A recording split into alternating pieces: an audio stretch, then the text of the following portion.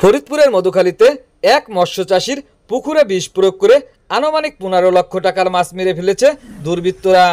ঘটনাটি ঘটেছে নওপাড়া ইউনিয়নের আলগাপাড়া গ্রামে। ক্ষতিগ্রস্ত মৎস্য চাষীর নাম মাজারুল ইসলাম মামুন, পিতা ডাক্তার ফারুক মিয়া, গ্রাম নওপাড়া, ইউনিয়ন গাজনা, থানা মধুখালী, জেলা ফরিদপুর। সে দীর্ঘদিন যাবৎ আলগাপাড়া গ্রামে তার মামা বাড়িতে থেকে পুকুর লিজ নিয়ে মাছ চাষ করে থাকে। 24 মে শনিবার দিবাগত রাতের যে কোনো সময় শত্রুতা বশতে কে বা কাহারা পুকুরে বিষ প্রয়োগ করে ক্ষতি সাধন করেছে। মাজারুল ইসলাম মামুন, গ্রাম নওপাড়া, ইউনিয়ন গাজনা, থানা মধুখালী, জেলা ফরিদপুর। আমি এইখানে আমার মামা বাড়ি এই নওপাড়া ইউনিয়নের আলগাপাড়া গ্রামে আমি এখানে পুকুর লিজ নিয়ে মাছ চাষ করি। এখানে 4 বছর মাছ চাষ করি। গতকাল আমি রাত্রে 8টা পর্যন্ত ছিলাম প্রজেক্টে।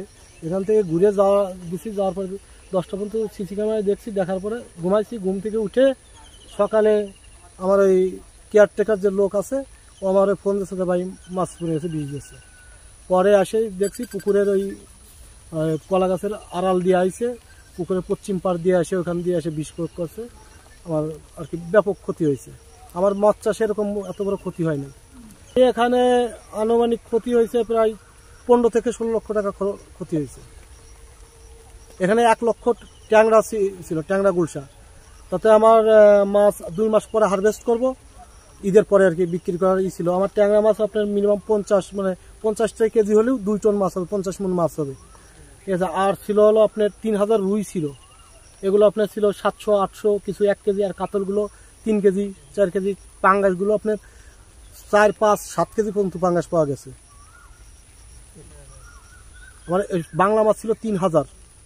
তার টোটাল বাংলা মাছ আমার আনুমানিক যে খাবার গেছে, খাবারের হিসাবে আমার 100 মণ প্লাস বাংলা মাছ ছিল। আর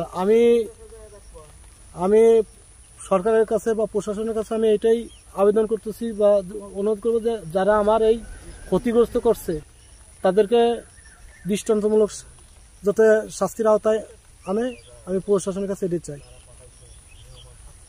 এই মাছ কিভাবে মারা গেছে আপনাদের ধারণাটা কি? আমাদের ধারণায় বা শত্রুতায় করে বিষ প্রয়োগ করা হয়েছে। বিষ প্রয়োগ করে হয়েছে। এই বিষয়ে কি আপনারা কাউকে কোনো সন্দেহ করেন? সন্দেহ, মাছ চাষি যে তার এরকম কোনো শত্রু নাই, তারপরও শত্রু না থাকলে তার এরকম ক্ষতি হয় নাই।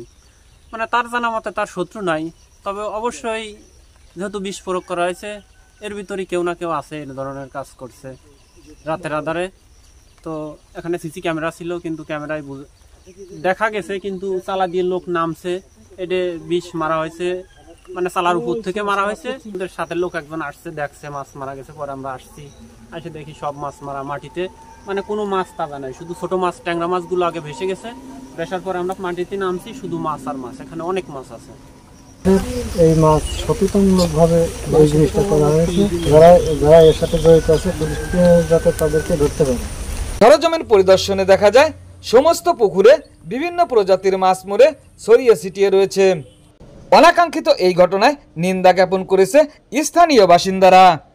ফরিদপুরের মধুখালী থেকে মোহাম্মদ জুয়েল শরীফ, শুকতারা টিভি 24, সকল খবর সবার আগে।